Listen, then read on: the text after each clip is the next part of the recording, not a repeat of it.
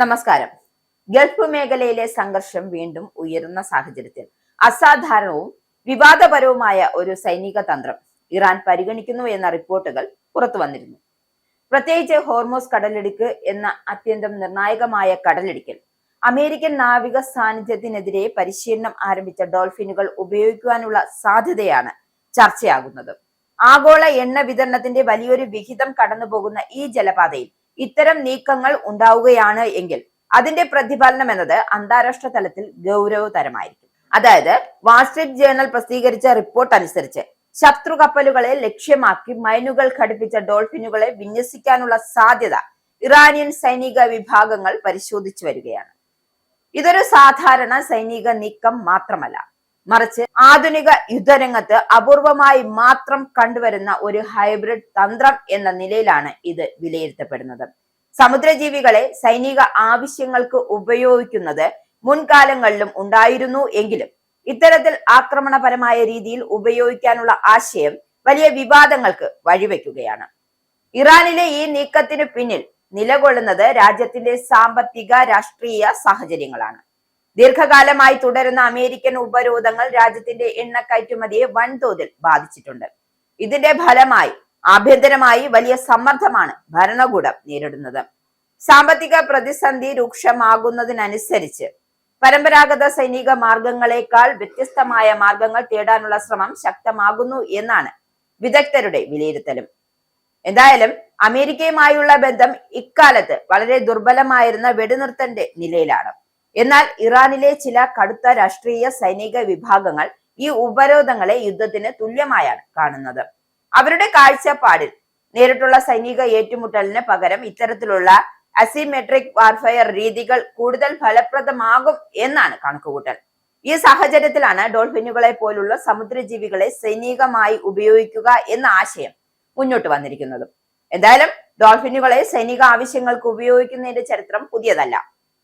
2000-ൽ മുൻ സോവിയറ്റ് നാവികസേനയിൽ നിന്നാണ് ഇറാൻ ഇത്തരമൊരു പരിശീലനം ആരംഭിച്ച ഡോൾഫിനുകളെ സ്വന്തമാക്കിയത്. സോവിയറ്റ് കാലഘട്ടത്തിൽ തന്നെ ഡോൾഫിനുകൾക്ക് വിവിധ സൈനിക ദൗത്യങ്ങൾക്കായി പരിശീലനം നൽകിയിരുന്നു.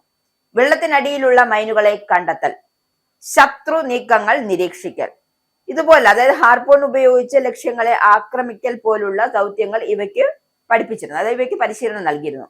ഡോൾഫിനുകൾ അത്യന്തം ബുദ്ധിമാനായ ജീവികളാണ്.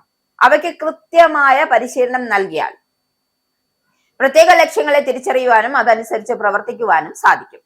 ഈ കഴിവുകളെയാണ് സൈനിക രംഗത്ത് വിനിയോഗിക്കാൻ ശ്രമിക്കുന്നത്. എന്നാൽ ഇതിന്റെ നൈതികതയും പ്രായോഗികതയും വലിയ ചർച്ചകൾക്ക് വിധേയമാണ്. ജീവികളെ ആത്മഹത്യാ മിഷനുകൾക്ക് ഉപയോഗിക്കുന്നത് മനുഷ്യാവകാശ സംഘടനകളും മൃഗസംരക്ഷണ സംഘടനകളും ശക്തമായി എതിർക്കുന്ന ഒരു കാര്യം കൂടിയാണ്. ഇറാനിലെ ഈ നീക്കത്തെക്കുറിച്ച് ബെർലിൻ ആസ്ഥാനമായ ഗവേഷകമായ ഹമീദ്രേസ് അസീസ് അഭിപ്രായപ്പെടുന്നത് ശ്രദ്ധേയമാണ്. ഉപരോധങ്ങളെ യുദ്ധത്തിന്റെ ഒരു വ്യത്യസ്ത രൂപമായി തന്നെയാണ് ടെഹ്റാൻ കാണുന്നതെന്നും അദ്ദേഹം പറയുന്നുണ്ട്. അതുകൊണ്ട് തന്നെ ദീർഘകാല ഉപരോധം സഹിക്കുന്നതിനേക്കാൾ നല്ലത് ചെറിയ തോതിലുള്ള സൈനിക സംഘർഷങ്ങൾ ചെലവ് കുറഞ്ഞതാകാം എന്ന വിലയിരുത്തലാണ് ഇറാനിയൻ തീരുമാനമെടുക്കുന്നത്.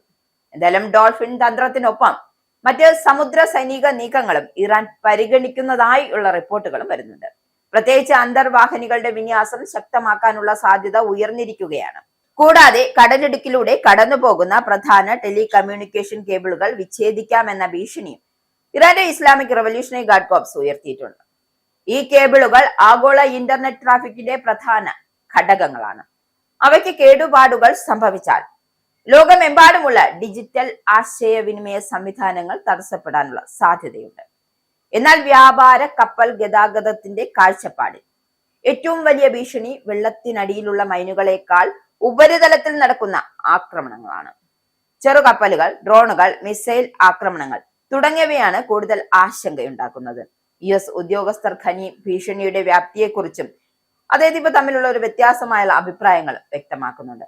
ചിലർ ഇത് ഗുരുതരമാണ് എന്ന് വിലയിരുത്തുമ്പോൾ മറ്റു ചിലർ അത്ര വലിയ ഭീഷണിയൊന്നും അല്ല എന്നാണ് വ്യക്തമാക്കുന്നത്. ഇതിനിടയിൽ അതായത് അമേരിക്കയുടെ പ്രതികരണവും ശക്തമാണ്. പ്രസിഡന്റ് ഡൊണാൾഡ് ട്രംപ് അതായത് കടലിടുക്കിൽ ഖനികൾ സ്ഥാപിക്കാൻ ശ്രമിക്കുന്ന ഏതൊരു ഇറാനിയൻ കപ്പലുകളെയും നേരിട്ട് ആക്രമിക്കാനാണ് US നാവികസേനയ്ക്ക് നിർദ്ദേശം നൽകിയിരിക്കുന്നത്. ഇത് പ്രദേശത്തെ കൂടുതൽ സംഘർഷങ്ങൾക്ക് വഴിവെക്കുമെന്ന കാര്യത്തിൽ യാതൊരുവിധ സംശയവുമില്ല. ഗൾഫ് മേഖലയിലെ നിലവിലെ അവസ്ഥ വളരെ സൂക്ഷ്മമായാണ് നിരീക്ഷിക്കുന്നത്. ഒരു ചെറിയ പിഴവോ തെറ്റായ കണക്കുകൂട്ടലോ വലിയ ഒരു യുദ്ധത്തിലേക്ക് നയിക്കാമെന്ന സാഹചര്യമാണ് നിലവിൽ ഉടലെടുത്തിരിക്കുന്നത്. ഇത്തരത്തിൽ അസാധാരണമായ ഒരു സൈനിക തന്ത്രങ്ങൾ പരീക്ഷിക്കുന്നത് സംഘർഷങ്ങളെ കുറയ്ക്കുന്നതിനേക്കാൾ വർദ്ധിപ്പിക്കാനുള്ള സാധ്യതയാണ് മുന്നിലുള്ളത്. എന്തായാലും ഈ സാഹചര്യത്തിൽ അന്താരാഷ്ട്ര സമൂഹം കൂടുതൽ ജാഗ്രതയോടും സഹകരണത്തോടും പ്രവർത്തിക്കേണ്ടതുണ്ട്. കാരണം ഹോർമോസ് കടലിടുക്ക് പോലുള്ള മേഖലകളിൽ ഉണ്ടാകുന്ന ചെറിയ സംഘർഷങ്ങൾ പോലും ആഗോള സാമ്പത്തിക സംവിധാനങ്ങളെ തകർക്കാൻ ശേഷിയുള്ളതാണ്.